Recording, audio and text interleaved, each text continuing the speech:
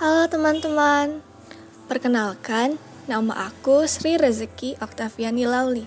NIM aku 2019 1050 1060. Aku di sini gak hanya sendiri loh. Kenalin juga nih kedua teman aku.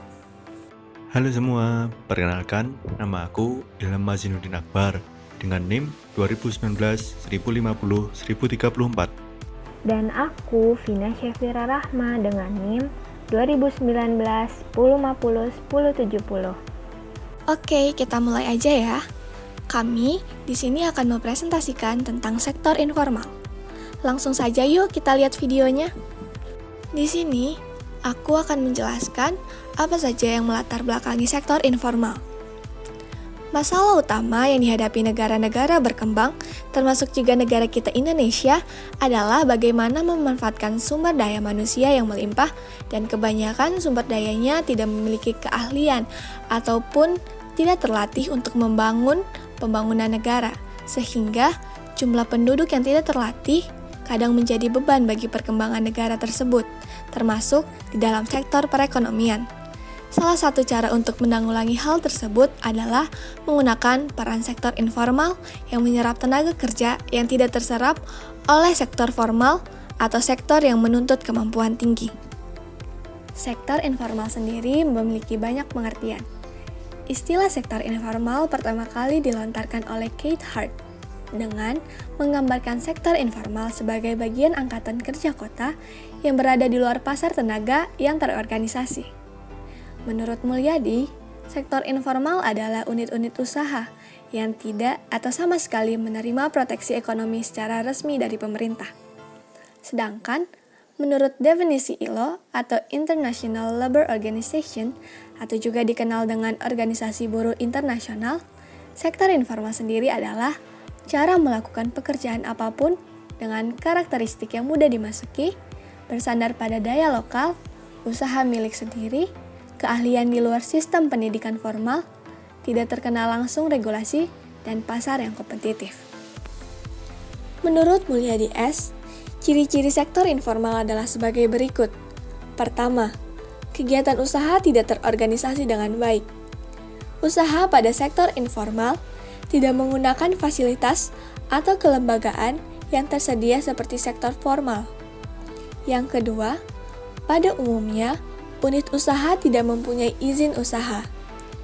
Yang ketiga, pola kegiatan usaha tidak teratur, baik dalam arti lokasi maupun jam kerja. Yang keempat, kebijakan pemerintah untuk membantu golongan ekonomi lemah kadang tidak sampai sektor ini. Yang kelima, unit usaha mudah keluar masuk dari subsektor ke subsektor lain. Yang keenam, teknologi yang digunakan bersifat primitif. Yang ketujuh, modal dan perputaran usaha relatif kecil, sehingga skala operasi juga relatif kecil. Yang kedelapan, pada umumnya unit usaha termasuk golongan one-man enterprise dan kalau mengerjakan buruh berasal dari keluarga. Yang kesembilan, sumber dana modal usaha pada umumnya berasal dari tabungan sendiri atau dari lembaga keuangan yang tidak resmi. Yang ke-10, hasil produksi atau jasa terutama dikonsumsi oleh golongan masyarakat kota atau desa yang berpenghasilan menengah. Ke-11, produktivitas dan pendapatan lebih rendah dari usaha-usaha besar. Ada beberapa teori yang dipandang dapat menjelaskan beberapa faktor yang menentukan terjadinya sektor informal, yaitu pertama, teori dari ekonomi dualistik dari Boeke. Dengan adanya dua sistem ekonomi dualistik tersebut, akan menimbulkan proses disintegrasi kehidupan masyarakat pedesaan. Proses disintegrasi tersebut ditunjukkan dengan, pertama, terdesaknya unit usaha keluarga oleh unit-unit usaha kota yang mendapat proteksi dari pemerintah. Kedua, hilangnya modal utama dari unit usaha yaitu tanah. Ketiga, rendahnya rasa kepercayaan pada diri sendiri di masyarakat desa. Keempat, tidak adanya keseimbangan antara sosial desa yang terpadu dengan lingkungan. Kelima, perkembangan kota lebih cepat mengakibatkan terjadinya urbanisasi yang bersifat sangat awal. Artinya, Urbanisasi terjadi sebelum industri di kota mampu berdiri sendiri. Akibatnya, banyak pendatang baru yang mencoba mengadu nasib dengan berpartisipasi dalam kegiatan ekonomi kota sebagai self-employed yang disebut dengan sektor informal. Teori yang kedua adalah teori ekonomi dua sektor dari W. Arthur Lewis. Teori ini sebagai reaksi terhadap teori ekonomi dualistik dari Boeke yang timbul karena strategi zaman kolonial, di mana kebijaksanaan ekonominya telah menyebabkan kelebihan tenaga kerja kepada sektor subsisten dan sektor kapitalis. Selanjutnya yaitu perkembangan sektor informal di Indonesia. Sejak dimulainya Orde Baru, bangsa Indonesia melaksanakan pembangunan pada berbagai sektor, antara lain sektor pertanian, sosial budaya, pertahanan dan keamanan, dan sektor ekonomi. Pembangunan di Indonesia dilaksanakan secara bertahap. Setiap tahapan biasanya dalam kurun waktu 5 tahun, atau lebih dikenal dengan pelita. Dalam setiap tahapan pelita, pada dasarnya bertujuan meningkatkan kesejahteraan masyarakat Indonesia. Dan secara khusus, setiap pelita bertujuan meningkatkan pertumbuhan ekonomi. Di Indonesia, pembangunan perekonomian didukung oleh para pelaku ekonomi, yaitu Badan Usaha Milik Negara atau BUMN, Badan Usaha Milik Swasta atau BUMS, dan koperasi.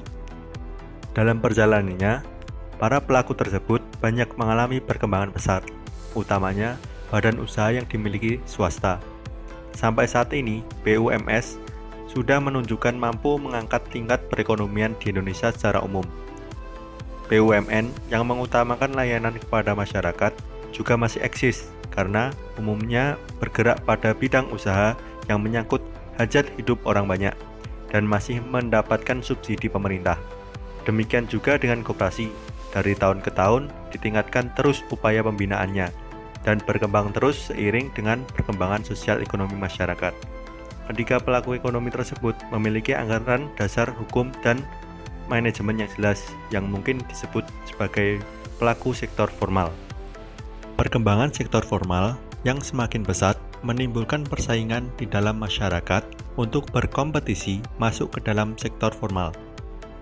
Bagi masyarakat yang dapat masuk ke dalam sektor formal akan menjadi pelaku ekonomi sektor formal.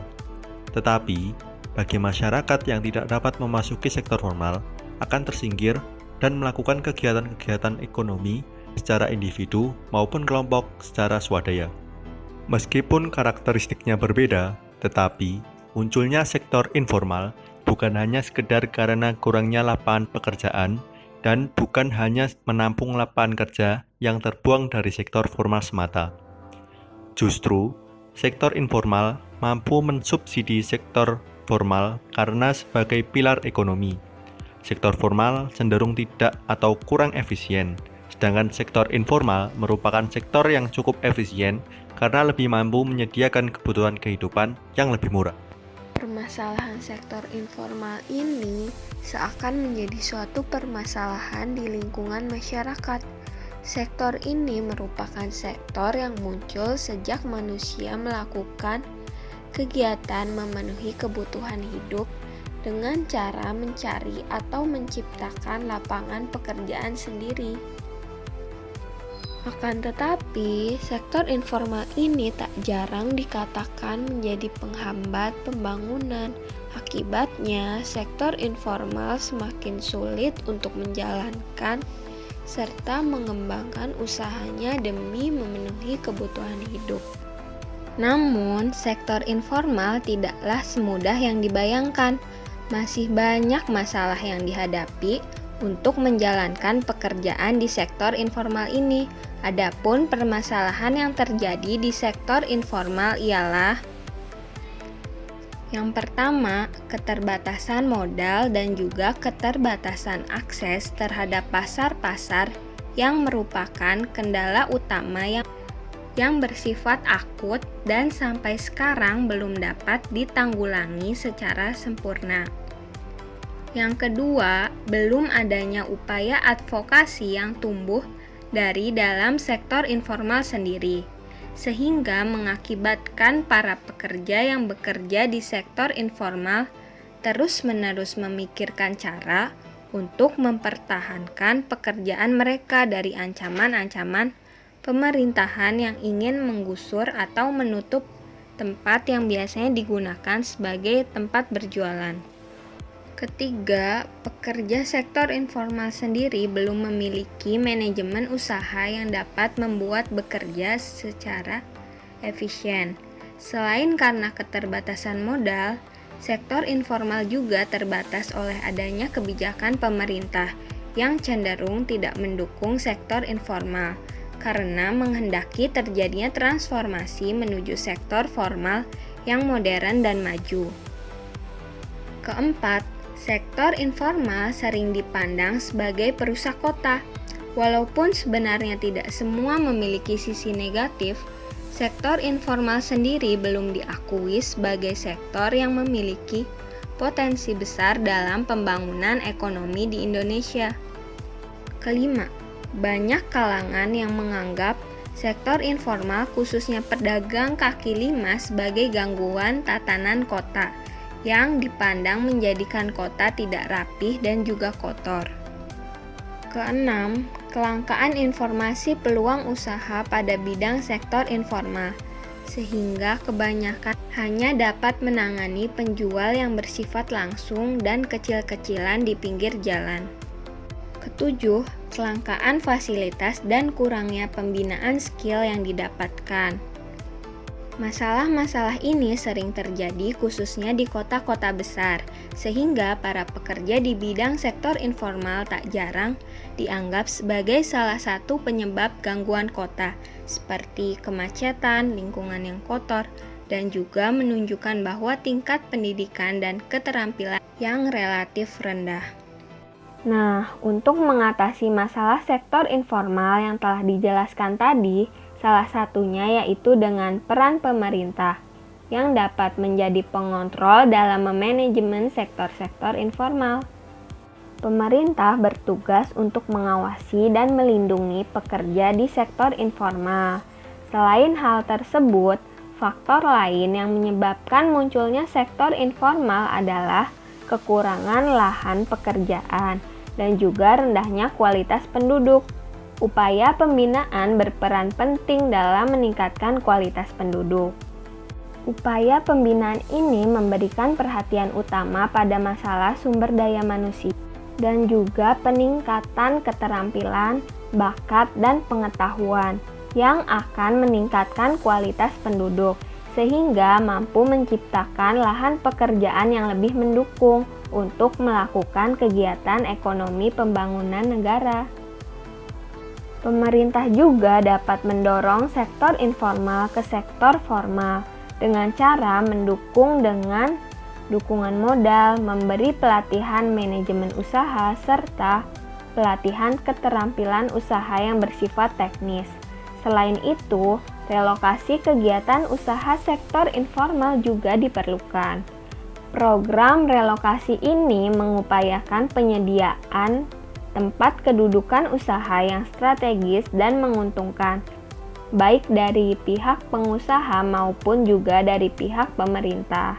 Jadi, kesimpulan yang dapat kita ambil setelah memahami dan meninjau teori yang ada mengenai sektor informal adalah kita menjadi lebih paham tentang konsep, ciri-ciri, faktor, perkembangan sektor informal di Indonesia, serta masalah dan solusi terkait sektor informal.